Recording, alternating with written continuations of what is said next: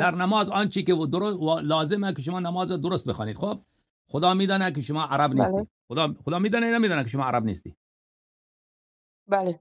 آره خدا میدونه که شما از کجایی؟ از افغانستانی. شما از عراق نیستی، شما از سوریه نیستی، شما از مصر نیستید و شما از عربستان سعودی نیستید، شما از افغانستانی.